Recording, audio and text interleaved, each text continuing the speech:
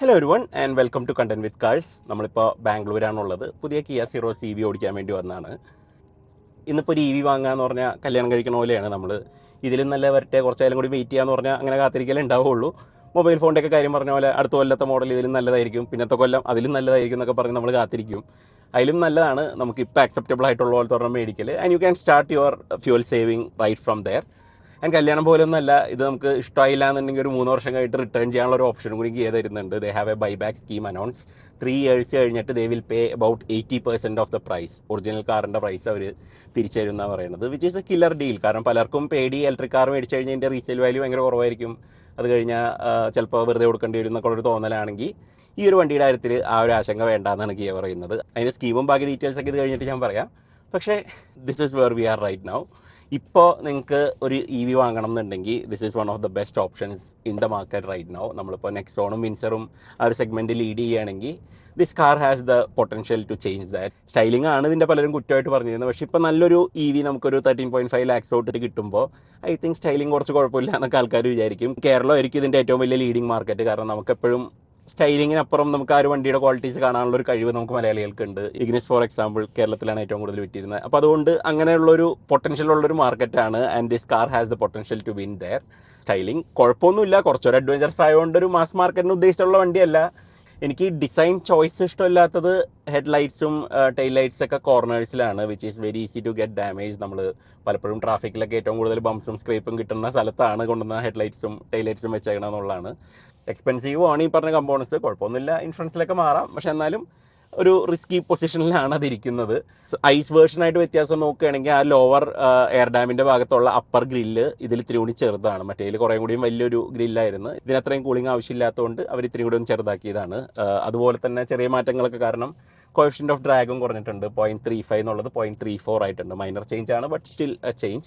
സൈഡിലേക്ക് വരികയാണെങ്കിലും വേറെ മാറ്റങ്ങളൊന്നുമില്ല. Alloy wheels ഒക്കെ മറ്റേ വേർഷനായിട്ടൊക്കെ സെയിം തന്നെയാണ്. 17 inch ആണ്. ആ ഒരു ട്രയാങ്കുലർ ഷേപ്പ് അതിൻ്റെ ഒരു റിപ്പീറ്റ് പോലത്തെ ഒരു പാറ്റേൺ ആണ്. ഐസ് വേർഷനായിട്ട് വേറെ വ്യത്യാസമൊന്നും തോന്നില്ല. ഈവൻ ലോവർ വേർഷൻ ആണെങ്കിലും ഒരു 16 inch ആ ഒരു സ്ക്വയർ പ്ലസ് ഷേപ്പിലുള്ള അടുത്തൊരു ഡിസൈനാണ്. ഒരു ഡിഫറൻസ് എന്ന് പറയുന്നത് ഐസ് വേർഷനിൽ ലഗ് നട്ട്സ് നമുക്ക് വിസിബിൾ ആയിരുന്നു, അത് എക്സ്പോസ്ഡ് ആയിട്ടായിരുന്നു. വേറെ ഇതിനകത്ത് ഒരു കവർ വരുന്നുണ്ട്, ഒരു ഗ്ലോസ് ബ്ലാക്കിലുള്ള ഒരു സ്ക്വയർ അല്ലെങ്കിൽ triangle depending on the shape of the wheel, അങ്ങനത്തെ ഒരു കവറും കൂടി വരുന്നുണ്ട്. So it looks much cleaner.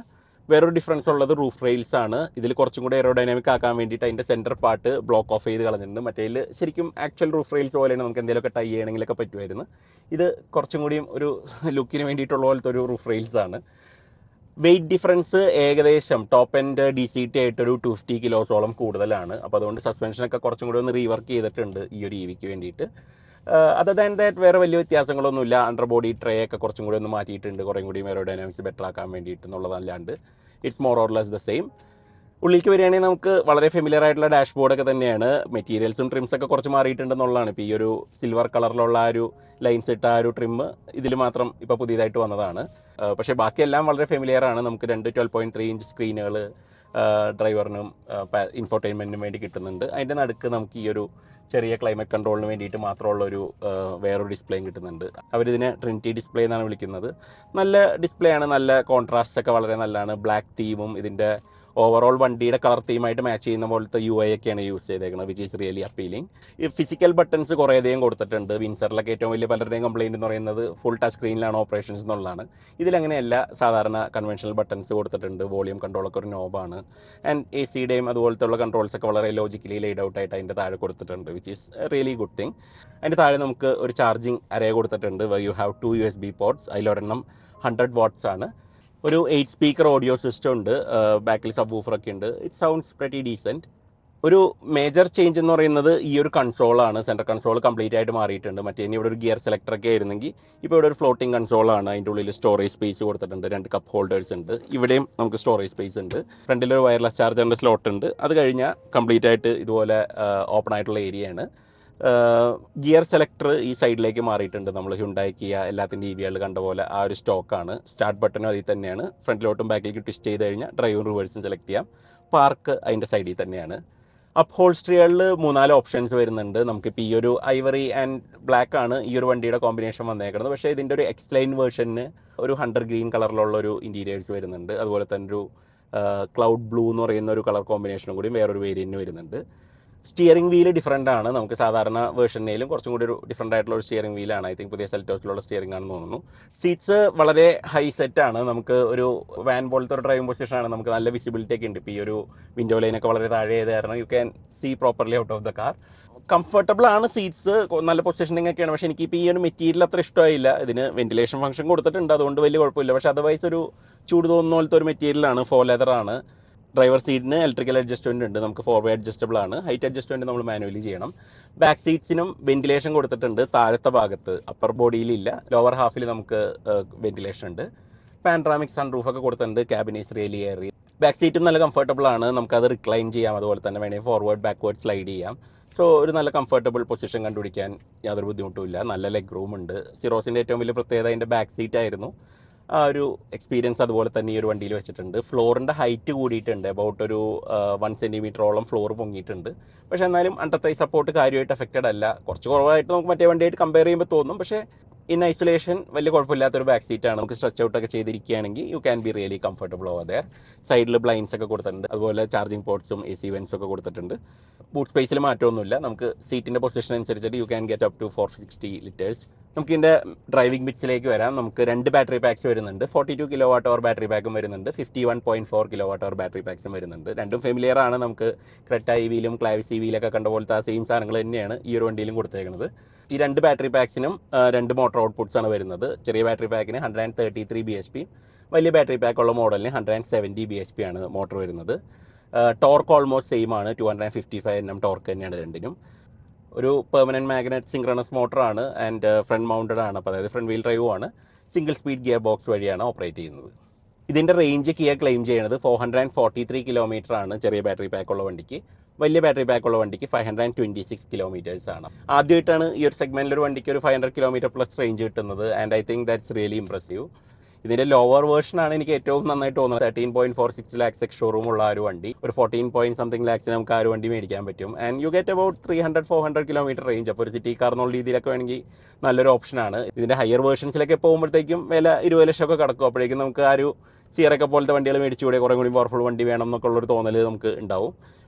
എനിക്കിതിൽ ഏറ്റവും ടെംപ്റ്റിംഗ് ആയിട്ട് തോന്നിയത് ഇവരുടെ ഒരു അഷ്വേർഡ് ബൈബാക്ക് പ്രോഗ്രാമാണ്. അവർ പറയുന്നത് വണ്ടിയുടെ 80% എക്സ് ഷോറൂം പ്രൈസ് അവർ 3 years കഴിഞ്ഞാൽ നമുക്ക് തിരിച്ചു തരും എന്നുള്ളതാണ് നമ്മൾ വണ്ടി റിട്ടേൺ ചെയ്യുമ്പോൾ.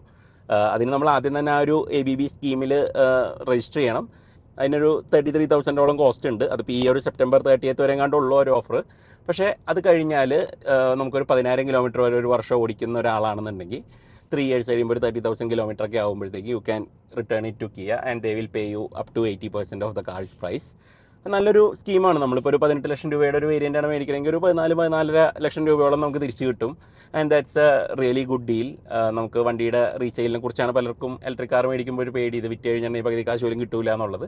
പക്ഷേ ഈ ഒരു വണ്ടിയുടെ കേസിൽ അത് വലിയ കുഴപ്പമില്ല. നമ്മൾ ഷോറൂം പ്രൈസ് മാത്രം നോക്കുകയാണെങ്കിൽ നമ്മളൊരു 3 ലക്ഷം രൂപയെ നമ്മുടെ കയ്യിൽ നിന്ന് പോകുന്നുള്ളൂ. അതിപ്പോൾ ഒരു 10-15 കിലോമീറ്ററൊക്കെ പെട്രോൾ വണ്ടി ഓടിക്കുന്ന ഒരാൾക്ക് ഒരു വർഷം 1 ലക്ഷത്തിൻ്റെ അടുത്ത് പെട്രോൾ അടിക്കുന്നുണ്ട്. ആ ഒരു കണക്ക് വെച്ച് നോക്കുമ്പോൾ ഓൾമോസ്റ്റ് സെയിം ആണ്. അതിൻ്റെ ആ സ്കീമിൻ്റെ ഡീറ്റെയിൽസൊക്കെ ഞാനിവിടെ ആഡ് ചെയ്യാം.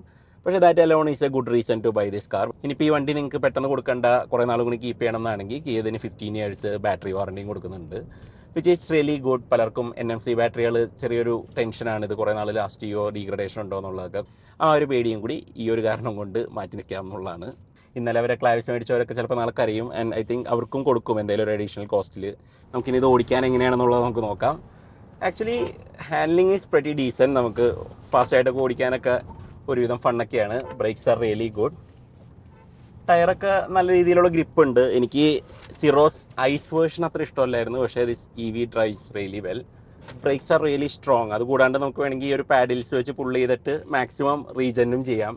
എനിക്ക് ഈ ഹ്യുണ്ടായി കിയയുടെ ഈ ഒരു പാഡിലിൻ്റെ ഇൻ്റഗ്രേഷൻ ഭയങ്കര ഇഷ്ടമാണ്. നമുക്ക് ലെഫ്റ്റ് സൈഡിലെ പാഡിൽ വലിച്ചു വെച്ച് കഴിഞ്ഞിട്ടുണ്ടെങ്കിൽ അത് മാക്സിമം റീജനറേഷൻ പ്രൊവൈഡ് ചെയ്യും. കോർണേഴ്സൊക്കെ എത്തുമ്പോഴൊക്കെ ഇറ്റ് ഗ്രിപ്സ് റിയലി വെൽ. നമുക്ക് ആ ഒരു വണ്ടിയുടെ വെയിറ്റും ഇതൊക്കെ ഫീൽ ചെയ്യും. കുറച്ചും കൂടിയും ബാക്കിലേക്കാണ് അതിൻ്റെ ഒരു ഓവറോൾ വെയിറ്റ് ബാലൻസ് നിൽക്കുന്നത്. But it's really good to drive. Steering വളരെ ആക്യുറേറ്റ് ആണ്. ആഡിക്വേറ്റ് ഫീലൊക്കെ ഉണ്ട്. പെർഫോമൻസ് അടിപൊളിയാണ്. 170 bhp. ഫ്രണ്ട് വീൽ ഡ്രൈവ് ആണെന്നുള്ളത് ഒരു ലിമിറ്റേഷൻ ആണ്, പക്ഷേ you still enjoy that performance.